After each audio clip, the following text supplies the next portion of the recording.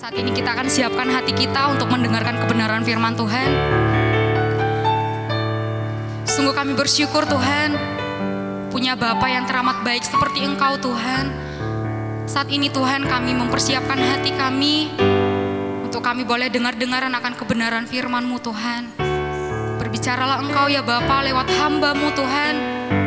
Biar setiap kami Tuhan boleh diubahkan Tuhan. Kami boleh semakin hari semakin melekat kepadamu. Kami kenal siapa Bapa kami kenal siapa Tuhan kami. Ini kami Tuhan. Kami mau terhubung kepadamu Tuhan. Terima kasih Bapa.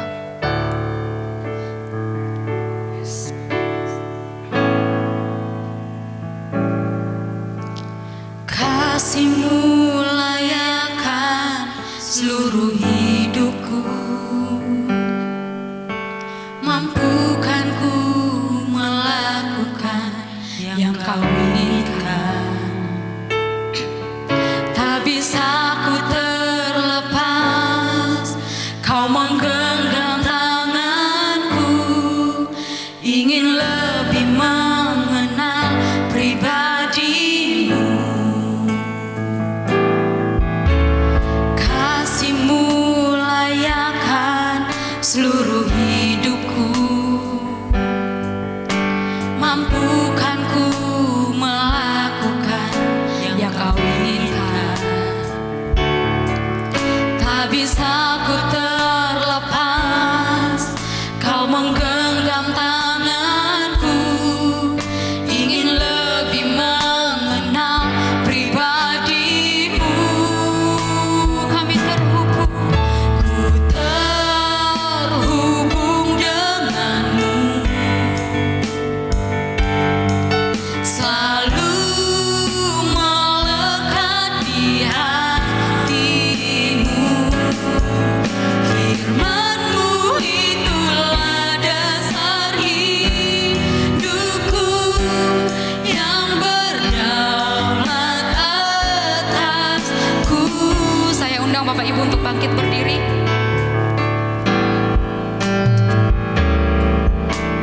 Kasih-Mu layakan seluruh hidupku.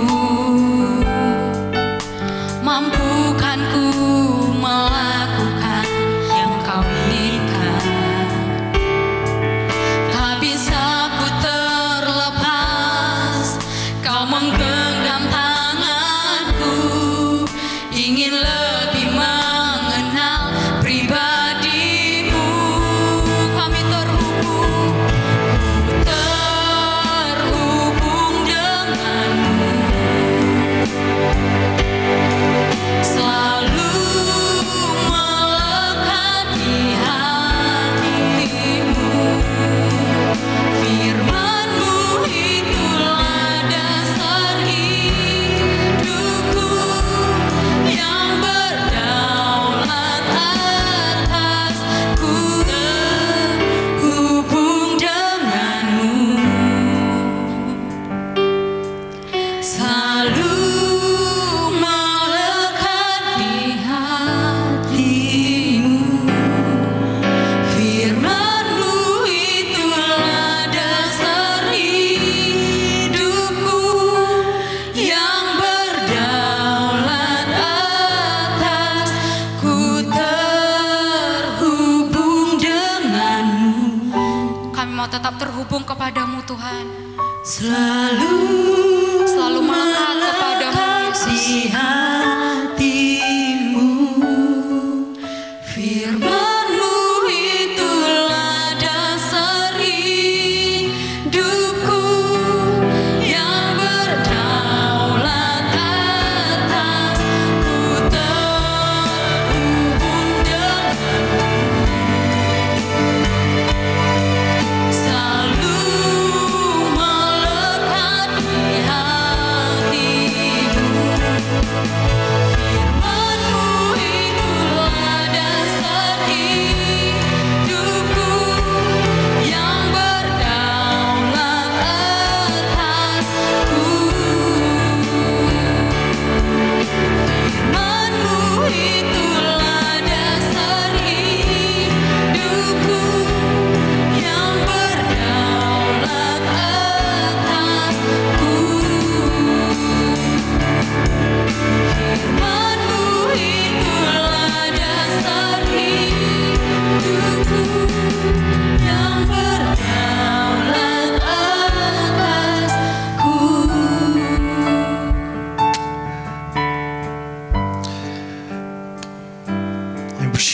kepadamu Bapa, karena pagi ini Engkau akan menyampaikan firman-Mu.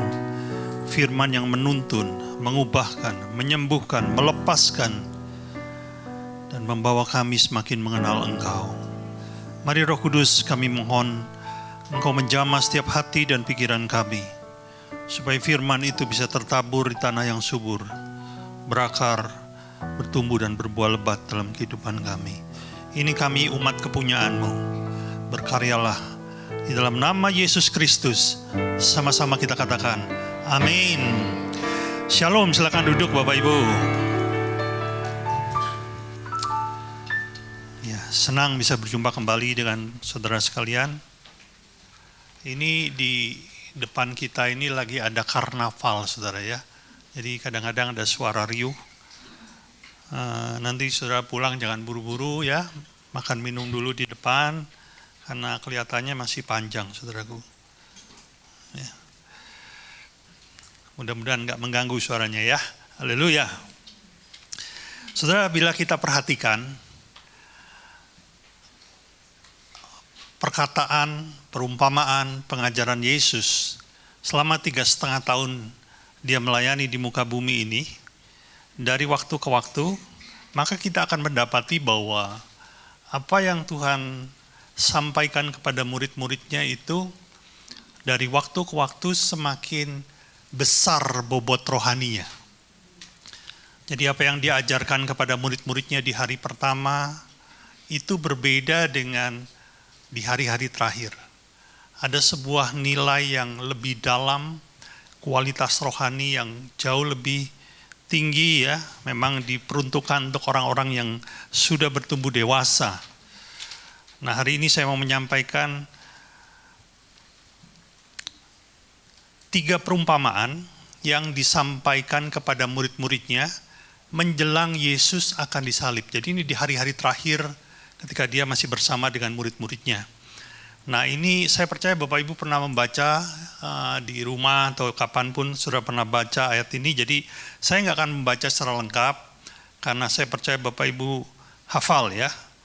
Ini tercatat kalau mau dilihat nanti di rumah di pasal 25. Di pasal 25 ini Yesus menyampaikan 3 perumpamaan, yaitu perumpamaan dengan gadis, bijak dan bodoh, hamba atau talenta, dan domba dan kambing ya. Nah, kalau saudara memperhatikan, maka melalui perumpamaan ini sebetulnya Yesus mau menyampaikan kepada kita semua bahwa di akhir zaman, pada akhirnya orang Kristen akan terbagi menjadi 2 kelompok. Saya ulangi ya, orang Kristen akan terbagi menjadi 2 kelompok. Jadi ini dikhususkan buat orang-orang percaya. Di dalam seperti contoh dalam perumpamaan yang pertama, kelompok 1 disebut gadis yang bijak. Dan kelompok yang kedua disebut gadis yang bodoh. Dalam perumpamaan yang kedua, kelompok 1 disebut hamba yang baik dan setia. Dan kelompok yang kedua adalah hamba yang jahat dan malas. Dan dalam perumpamaan yang ketiga, yang pertama disebut kelompok domba, dan yang kedua adalah kelompok kambing. Jadi akan terpisah menjadi 2 kelompok. Ya, bedanya di mana? Sebenarnya bedanya akan terlihat di akhir atau di ujung kehidupan mereka. Kita tahu bahwa kelompok gadis yang bijak akhirnya berhasil masuk ke perjamuan kawin. Tapi kelompok gadis yang bodoh gagal masuk dalam perjamuan kawin. Kelompok hamba yang baik dan setia berhasil masuk dalam kebahagiaan tuannya. Dan kelompok hamba yang jahat dan malas masuk ke dalam kegelapan yang paling gelap. Saudara boleh tafsirkan apa itu ya? Kelompok domba masuk dalam kerajaan tuannya. Dan kelompok kambing masuk ke dalam api yang kekal. Secara tidak langsung sebetulnya apa yang Tuhan sampaikan ini mematahkan teori sekali selamat tetap akan selamat ya. Artinya begini, keselamatan itu bisa hilang loh saudaraku. Hati-hati ya. Dan saya percaya Yesus menyampaikan perumpamaan ini kepada murid-muridnya dengan sebuah tujuan. Pagi ini juga ini disampaikan kepada kita semua dengan tujuan supaya kita tidak menjadi bagian dari kelompok yang kedua. Amin, saudaraku. Agar kita bisa masuk dalam perjamuan kawin anak domba dan masuk ke dalam kebahagiaan Tuhan kita Yesus Kristus. Nah, hari ini yang kita akan kupas adalah tentang hamba yang diberi 1 talenta. Ya, Alkitab mencatat ada hamba yang 5, 2, dan 1, tapi kita akan fokus kepada hamba yang diberi 1 talenta. Kita juga tidak akan membaca semuanya, karena saya percaya sudah hafal, tapi sebagai referensi saja kalau saudara nanti mau baca di rumah, ini tercatat di Matius pasal 25, ayat 14-30. Ceritanya begini, ada seorang kaya yang mau berpergian ke luar negeri, lalu memanggil 3 orang hambanya. Kepada hamba yang pertama dia berikan 5 talenta. Kepada yang kedua diberikan 2 talenta. Dan kepada yang ketiga diberikan 1 talenta. Atau kalau kita boleh bilang dengan bahasa modern, mereka ini dikasih modal, saudaraku, untuk buka usaha. Dan dari usahanya itu, tuannya mengharapkan nantinya akan memperoleh laba, akan memperoleh keuntungan. Singkat cerita kita tahu bahwa yang 5 talenta memperoleh laba 5 talenta. Lalu yang diberi 2 talenta beroleh laba 2 talenta juga. Sedangkan hamba yang diberi 1 talenta tidak memperoleh laba. Kenapa? Karena memendam talenta itu atau menolak untuk mengembangkan talenta itu. Nah, kepada hamba yang terakhir ini kita perhatikan apa perkataan sang tuan kepada dia. Mari kita lihat di Matius pasal 25 ayat 26. Bunyinya begini, maka jawab tuannya itu, hai kamu hamba yang jahat dan malas. Saya ulangi, hamba yang jahat dan malas. Jadi kamu sudah tahu bahwa aku menuai di tempat di mana aku tidak menabur, dan memungut dari tempat di mana aku tidak menanam. Bahkan kalau kita lompat langsung ke ayat 30, dan campakkanlah hamba yang tidak berguna itu ke dalam kegelapan yang paling gelap, di sanalah akan terdatap ratap dan kertak gigi. Saya percaya saudara bisa menafsirkan akhir kehidupan sang hamba ini ada di mana. Ya, mudah dimengerti. Tapi ketika kita coba renungan, sebetulnya kejahatan apakah yang dilakukan oleh hamba ini sampai dia mengalami semua itu? Sampai dia dikatakan sebagai hamba yang jahat dan malas, bahkan dilempar ke neraka. Saudara, kalau saya perhatikan, hamba ini tidak mencuri, hamba ini tidak membunuh, hamba ini tidak berzina, hamba ini tidak berdusta, hamba ini tidak merampok, memfitnah, dan sebagainya. Satu-satunya kesalahan yang dia buat adalah memendam talenta. Tidak mau mengembangkan talenta itu. Hanya itu kesalahannya. Pantas enggak dia disebut hamba yang jahat dan malas, lalu dilempar ke neraka? Rasanya waktu saya pertama kali baca ayat ini, kok kurang-kurang pantas gitu ya. Kok rasanya enggak pas. Kok kejahatannya tidak menghebohkan. Hanya karena memendam talenta itu. Nah, ini yang mau kita kupas hari ini, ya. Saudara, kuncinya sebetulnya ada di ayat 14. Mari kita lihat ayat 14. Sebab hal kerajaan sorga sama seperti seorang yang mau bepergian ke luar negeri, yang memanggil, perhatikan, hamba-hambanya dan mempercayakan hartanya kepada mereka. Saudara, kalau Anda membaca literatur Yunani dari Alkitab, maka kata hamba ini menggunakan kata doulos, yang artinya budak atau orang yang dimiliki oleh tuannya. Kita perlu mengerti pada zaman itu, seseorang bisa memperoleh budak dengan cara membeli. Atau yang kedua, budak itu diperoleh dari orang yang tidak bisa membayar hutang kepada dia. Dan sebagai pengganti hutangnya itu, diserahkanlah mungkin putranya, putrinya, atau bagian anggota keluarganya sebagai pembayar hutang. Akhirnya orang yang diserahkan itu menjadi hak milik dari si pemberi hutang atau menjadi budaknya Ya, jadi budak pada umumnya memang ada budak yang diperoleh dari jarahan karena menang perang. Misalnya bangsa Babel mengalahkan Israel, maka dijarah termasuk Daniel dan teman-temannya adalah orang-orang yang diambil dijadikan budak. Tapi budak-budak seperti ini biasanya dimiliki oleh pejabat negara saja, oleh raja dan keluarganya. Tidak dimiliki oleh rakyat biasa. Jadi kalau rakyat biasa ingin punya budak, ingin punya hamba, dia harus beli. Dia harus membayar, saudara. Tangkap itu ya. Saudara tahu nggak, kita ini dibeli loh. Dibayar dengan lunas dengan darah yang mahal. Haleluya. Ya. Nah, setelah hamba itu dibayar lunas, maka apa yang dibuat? Maka hamba itu atau budak itu akan dibawa ke rumah tuannya. Sejak hari itu, si budak atau si hamba akan tinggal seatap, serumah dengan pemiliknya. Ya, lebih pantas disebut pemilik karena pada saat itu budak itu dianggap aset, benda bukan manusia, benda yang dimiliki oleh tuannya. Artinya begini saudara, budak atau hamba pada zaman itu nasibnya akan seperti apa tergantung dari tuan yang membelinya. Saudara nangkap ya, kalau tuannya ini kejam maka budaknya itu nasibnya akan buruk lah.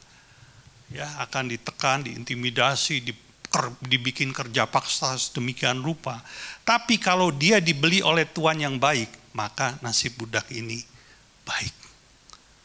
Haleluya. Bagaimana dengan hamba yang diceritakan di Matius pasal 25 ini? Kebetulan tuan yang memiliki 3 orang hamba ini adalah tuan yang baik. Lu Bapak tahu dari mana Pak? Enggak ditulis tuannya itu adalah orang yang baik hati. Perhatikan saudara. Hal yang pertama dikatakan bahwa tuannya mempercayakan 5, 2, dan 1 talenta. Betul? Saudara, kita perlu mengerti 1 talenta itu nilainya besar sekali. Jadi saya nggak perlu ajak saudara hitung-hitungan, saya sudah hitungin aja ya.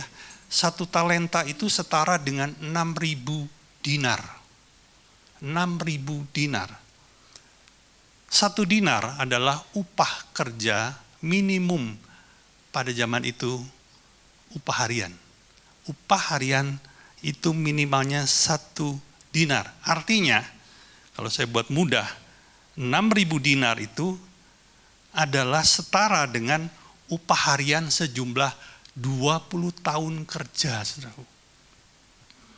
Ini kalau kita konversikan ke UMR ya, UMR hari ini kan sekitar 3 jutaan lah ya. Itu nilainya setara dengan 720 juta. Bahkan seorang yang merdeka, seorang yang bukan budak, untuk memperoleh 720 juta atau 6.000 dinar, dia harus bekerja tanpa henti, tanpa menggunakan uangnya sama sekali selama 20 tahun. Ini untuk orang yang bukan budak. Bayangkan ada seorang budak yang sebetulnya levelnya, harganya jauh lebih rendah daripada orang merdeka, diberi kepercayaan sejumlah 6.000 dinar yang adalah 1 talenta. Ini menunjukkan betapa percayanya tuannya kepada hambanya dan betapa baiknya tuannya kepada hamba itu. Artinya 3 hamba ini hidup di bawah naungan, di dalam rumah dari tuan yang sangat baik, saudaraku. Dan kalau kita tahu tuannya yang sangat baik, akibatnya apa? Maka hamba ini akan diberi misalnya kamar yang layak, tempat berteduh yang layak. Hamba ini akan dipelihara oleh tuannya, diberi makan dengan cukup, diberi pakaian yang pantas, diberi perlindungan. Kalau sakit diobati. Singkatnya, hamba ini dihidupi dengan baik oleh tuannya. Artinya mereka hidup oleh kemurahan tuannya. Saudara, sekarang kita mulai sedikit mengerti hamba ini hidupnya seperti apa dalam kasus Matius pasal 25. Yang berikutnya, ini tidak kalah penting saudara. Ya. Ternyata tuannya ini bukan saja baik, tapi bijaksana. Bagaimana kita tahu itu? Mari kita lihat Matius 25 ayat ke-15.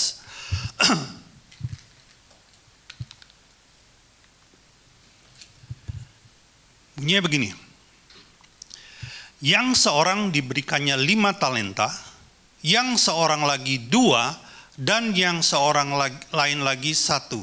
Perhatikan kalimat selanjutnya. Masing-masing menurut kesanggupannya. Lalu ia berangkat.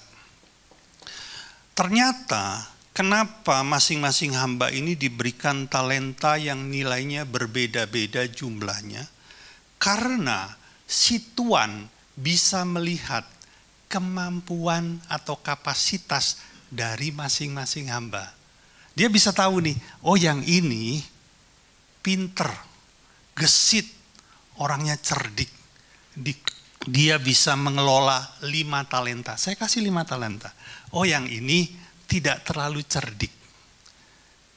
Tapi mau kerja, kemampuannya 2. Ya udah kasih 2. Oh yang ini paling rendah di antara yang lain. Udah kasih 1 aja. Karena kalau dikasih 2, dia nggak mampu. Kasih 1, itu sesuai dengan kemampuannya. Artinya ini Tuhan yang luar biasa bijaksana. Dia bisa memberi atau mengetahui kapasitas dari hamba-hambanya sehingga dia memberi tugas tidak melebihi kemampuan dari hamba-hambanya. Artinya begini saudara, kalau hamba yang menerima 1 talenta itu mau nih ya, dan dia bekerja, dia pasti beroleh laba. Karena memang itu sesuai dengan kemampuan dia. Saudara perhatikan, bukan saja dia dibeli, dipelihara, dirawat, dicukupi kebutuhannya, bahkan diberi tugas yang tidak melebihi kemampuannya. Ini Tuhan yang luar biasa, saudaraku. Tapi apa yang dibuat oleh hamba ini? Setelah dia menerima semua kebaikan tuannya, dia memilih memendam talenta itu, menolak untuk mengerjakannya. Saudara bisa bayangkan nggak? Ada orang yang seperti itu di rumahmu misalnya, kira-kira gimana? Tapi nggak sampai di sana. Ada yang lebih luar biasa lagi keluar dari mulut dari hamba ini, saudara. Ini luar biasa. Kita lihat di ayat yang ke-24. Hamba yang menerima 1 talenta itu dan berkata, Tuan, aku tahu bahwa Tuan adalah manusia yang kejam. Dia bilang apa? Tuan ini kejam loh. Saudara, sebetulnya kejamnya itu di mana? Di titik inilah kita bisa melihat kenapa sang Tuan bisa begitu marah. Bukan saja dia sudah menerima segala kebaikannya, tapi hamba ini mengatai tuannya kejam. Padahal dia sudah menikmati semua kebaikan dari tuannya. Saudara, saya mau mengajak kita melihat sebentar kepada hamba yang menerima 5 talenta.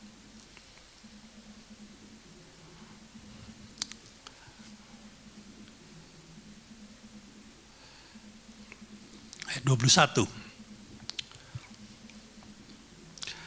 Kata tuannya itu kepadanya, baik sekali perbuatanmu itu, hai hambaku yang baik dan setia. Saudara, kata baik di sini, hambaku yang baik, itu menggunakan kata agathos. Agathos itu artinya berguna, bermanfaat. Saudara bisa nggak bayangkan sebentar, kalau engkau punya karyawanmu ini jujur, tidak pernah berdusta, nggak neko-neko, nggak pernah berzina, nggak pernah selingkuh, nggak pernah melakukan kriminalitas, tapi dia itu nggak berguna di perusahaanmu, nggak mendatangkan manfaat, tidak mendatangkan kontribusi bagi perusahaanmu. Kira-kira orang seperti ini mau nggak Anda kerjakan? Jujur sih jujur Pak, datang nggak pernah telat, dia juga nggak pernah mencuri uang perusahaan, nggak pernah korupsi, tapi keberadaan dia nggak membawa dampak apa-apa tuh, tidak membawa perusahaan saya menjadi lebih baik. Saudara, orang seperti ini tentunya nggak akan dipakai di sebuah perusahaan. Berbeda dengan hamba yang menerima 5 dan 2. Mereka itu berguna. Makanya disebut hamba yang baik dan setia. Saudara, saya mau membawa kita mengerti bahwa akhirnya perkataan Sang Tuhan yang mengatakan bahwa hamba ini jahat dan malas itu punya alasan yang kuat. Kenapa demikian? Karena kita tadi sudah melihat bahwa sebetulnya hamba yang menerima 1 talenta itu menerima banyak kebaikan dari Sang Tuhan. Bukan saja itu, bahkan diberi kesempatan dan diberi kepercayaan untuk mengelola harta yang sedemikian besar. Dan setelah semua hal yang dibuat oleh tuannya, hamba ini gak bikin apa-apa. Bahkan dia bilang sama tuannya, engkau tuan yang kejam, katanya gitu. Saudara, ini di titik ini saya percaya kita mengerti kenapa tuannya begitu marah, saudaraku, kepada hamba yang malas ini. Apalagi dia tidak berguna, tidak memberi dampak apa-apa. Seakan-akan segenap kebaikan yang diberikan oleh tuannya kepada dia hanya untuk dinikmati buat dirinya sendiri. Saya ngerti ya. Saya nggak bicara panjang lebar, saudaraku. Tapi saya mau mengajak kita mengerti bahwa kita ini sebetulnya hamba Kristus loh. Kita ini sudah dibeli dengan harga yang mahal oleh darahnya sendiri. Kita yang dulunya hamba dosa ditebus dengan darah yang kudus, dan kita menjadi bebas dari dosa, menjadi hamba Kristus. Harusnya kita tidak lagi hidup di bawah keinginan dosa, tapi di bawah keinginan Tuhan. Amin, saudaraku. Itu sudah dibeli dengan harga yang mahal. Bukan saja dibeli, setelah itu apa? Kita diberkati, bukan? Saya percaya tidak ada satupun dari saudara bisa menyangkal saya nggak diberkati Tuhan. Kalau enggak, saudara nggak mungkin hadir pada ibadah pagi ini. Karena Anda hadir, saudara sadar bahwa selama ini hidupmu diberkati oleh Allah. Kita diberi otak yang memiliki kemampuan untuk berpikir secara luar biasa, sehingga kita bisa melahirkan ide-ide yang dahsyat, pekerjaan-pekerjaan yang luar biasa. Kita diberi waktu yang cukup, kita dilindungi dari segala mara bahaya, dipelihara, dicukupi kebutuhannya. Berulang kali kita sakit, kita disembuhkan. Bahkan kita diberi potensi yang seharusnya kita bisa kembangkan. Diberi talenta. Apa itu? Bisa saja itu harta, bakat, kedudukan, koneksi, ilmu, dan macam-macam.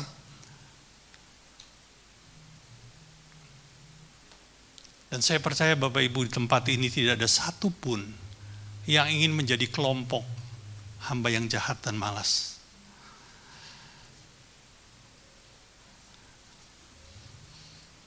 Yang Tuhan minta dari hidup kita apa? Jangan nikmati keselamatan itu bagi dirimu sendiri, tapi bagikan kepada orang-orang yang belum diselamatkan. Jadilah hamba yang berguna, sehingga melalui dirimu, orang lain bisa merasakan kasih Kristus. Melalui dirimu, orang lain bisa mengalami berkat Kristus juga. Amin, saudaraku. Haleluya. Itu yang Tuhan mau dari hidup kita, saudaraku.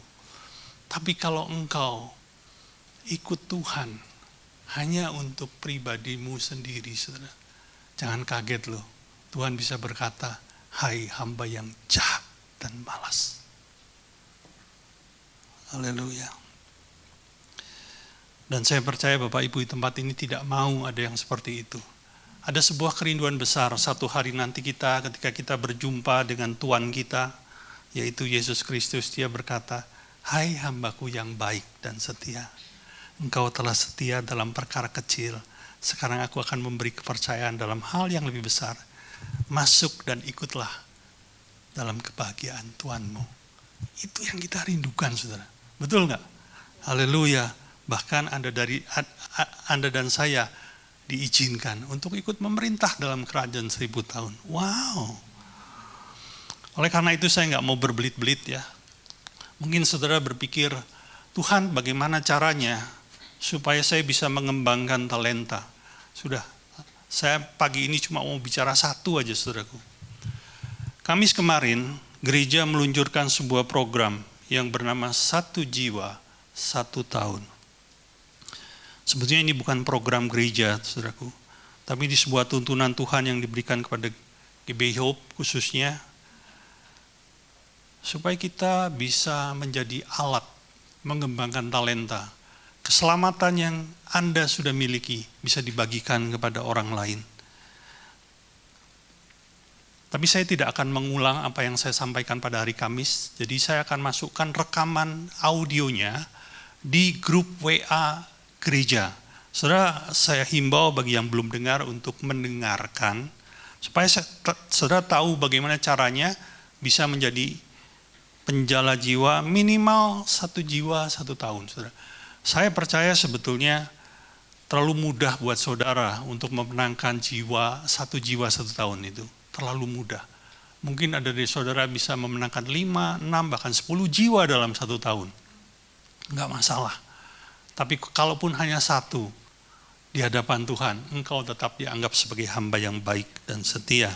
Oleh karena itu, nanti siang setelah ibadah ini selesai, rekaman dari audio di kelas PA kemarin akan diupload di grup WA gereja. Mohon saudara dengarkan, supaya kita bisa praktekkan bersama. Ini bukan buat Anda saja, ini juga buat saya. Saya akan melakukannya juga. Sebetulnya ini sudah dilakukan oleh beberapa orang dari kita, ya. Ada yang sudah, bahkan tadi Melan cerita sama saya, nanti hari Rabu saya akan membawa 1 jiwa ke gereja. Anda akan percaya bahwa gereja ini menjadi alat yang dipakai Tuhan untuk membawa orang-orang kepada Kristus. Amin. Oleh karena itu kita mau berpartisipasi di sini. Dan saya percaya pada saatnya tiba, Anda akan disebut hamba yang baik dan setia. Amin, saudaraku. Haleluya. Boleh kunci kunci G.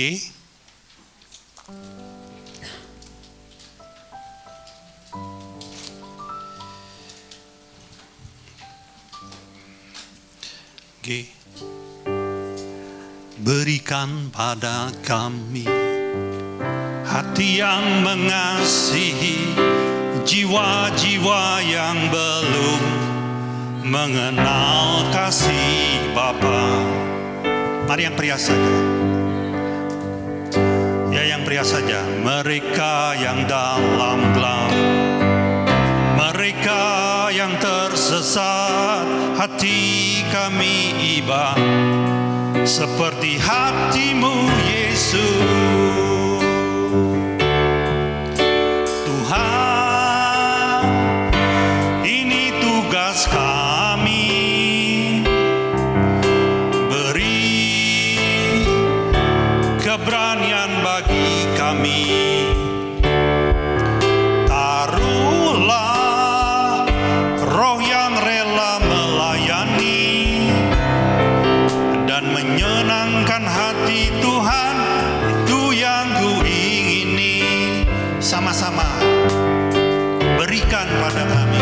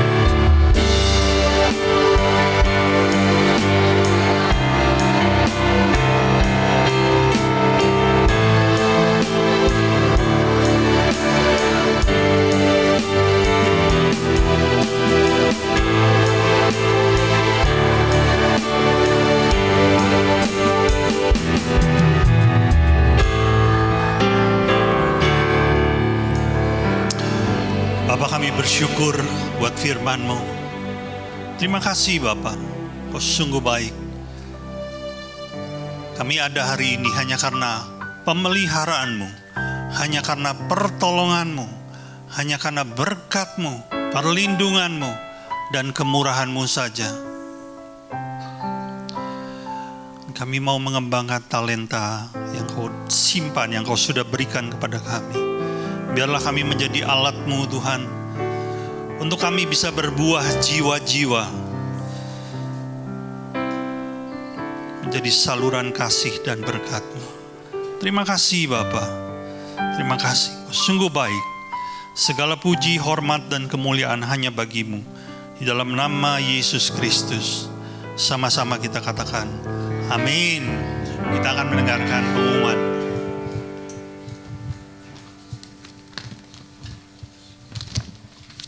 Shalom. Saya akan membacakan pengumuman. Bagi Bapak Ibu Saudara yang ingin memberikan persembahan, dapat melakukannya setelah ibadah ini selesai dengan mengambil amplop persembahan yang ada di depan Bapak Ibu dan memasukkannya di kotak persembahan yang tersedia. Kemudian untuk ibadah online dapat diakses nanti pada jam 1 siang. Untuk linknya akan diinformasikan melalui grup WhatsApp gereja. Untuk membangun keintiman dengan Tuhan, gereja mengajak semua jemaat untuk menyembah Tuhan di rumah masing-masing setiap jam 8 malam. Saudara bisa mengajak seluruh anggota keluarga untuk terlibat dalam penyembahan. Doa malam pada hari Rabu jam 7 malam diadakan kembali. Mohon hadir 15 menit sebelumnya bagi Bapak Ibu yang ingin hadir. Kemudian untuk kelas Alkitab pada hari Kamis jam 7 malam juga diadakan. Berlaku hal yang sama bagi Bapak Ibu yang hadir, diharapkan untuk hadir lebih awal juga. Selanjutnya untuk Komsel Dewasa Muda diadakan pada hari Sabtu jam 3:30 sore. Bagi Bapak Ibu mungkin yang memiliki anak atau saudara yang berusia 15 hingga 28 tahun bisa mengikuti Komsel ini. Demikian untuk pengumuman, saya undang Bapak Ibu jemaat untuk bangkit berdiri. Kita akan menutup ibadah ini dengan berdoa. Tuhan Yesus yang baik, kami bersyukur kepada-Mu ya Tuhan. Kami sangat bersyukur Engkau memperbolehkan kami untuk memuji menyembah nama-Mu hari ini Tuhan. Kami bersyukur kami bisa memperoleh firman yang berharga pada hari ini. Kami belajar untuk menjadi hamba yang baik, hamba yang berguna Tuhan. Biarlah firman pada hari ini bisa berakar kuat dalam hati kami masing-masing, bertumbuh dan kami mampu untuk menghidupinya. Tolong kami Tuhan agar kami punya kekuatan untuk bisa melakukan semua firman-Mu ini Tuhan. Kami juga berdoa bagi hamba-Mu Om Hari, biar yang menyampaikan firman-Mu, berkatilah kesehatannya, berkatilah penggembalaannya, sehingga melalui penggembalaannya kami domba-domba-Mu bisa semakin mengenal-Mu ya Tuhan. Kami juga berdoa bagi keluarganya, istri serta anak-anaknya, berkat yang sama bagi mereka. Kami juga berdoa bagi para pelayan Tuhan yang melayani, baik itu WL, pemain musik, apapun itu Tuhan. Biarlah kami semua melayani hanya dengan motivasi untuk memuliakan nama-Mu. Kami juga bawa seluruh jemaat GBI Hope. Biarlah Engkau yang menyertai setiap apapun yang kami perbuat, baik itu dalam studi, pekerjaan, apapun itu. Engkau yang membuat kami berhasil sehingga nama-Mu yang dipermuliakan. Kami juga bawa bangsa dan negara ini Tuhan. Curahkan hujan pertobatan, lawat negara ini Tuhan. Kami sangat bersyukur atas 79 tahun kemerdekaan Indonesia yang telah kami peringati kemarin Tuhan. Tuhan tambah-tambahkan negeri ini sehingga semakin memuliakan nama-Mu Tuhan. Tuai jiwa-jiwa lebih banyak lagi Tuhan. Kami juga bawa para pemerintahan kami, Presiden yang Pak Jokowi dan juga Presiden yang akan dilantik nanti di bulan Oktober, Pak Prabowo. Engkau berikan hati pemimpin kepada mereka sehingga apapun yang mereka perbuat, mereka putuskan semuanya untuk kesejahteraan rakyatnya. Kami juga bawa para pemimpin yang dari yang tertinggi sampai yang terendah, gubernur semuanya Tuhan. Biarlah semua memiliki hati sebagai pemimpin. Kami juga bawa persembahan kami. Biarlah persembahan ini menjadi alat yang bisa digunakan untuk memperlebar kerajaan-Mu di muka bumi ini, dan kami bisa memberikan dengan hati yang tulus. Terima kasih Tuhan, Engkau sungguh baik. Sebentar kami akan pulang, kami siap untuk menerima berkat daripada-Mu. Mari kasih Tuhan, kita angkat tangan kita. Diberkatilah Engkau berlimpah-limpah dengan segala yang terbaik dari Allah Bapa, kasih-Nya yang sempurna di dalam Yesus Kristus, serta kekuatan, pertolongan, dan penghiburan dari Roh Kudus memampukan Engkau untuk menghidupi segenap kehendak Allah. Kita yang sudah menerima semuanya itu sama-sama kita katakan, amin. Tuhan memberkati.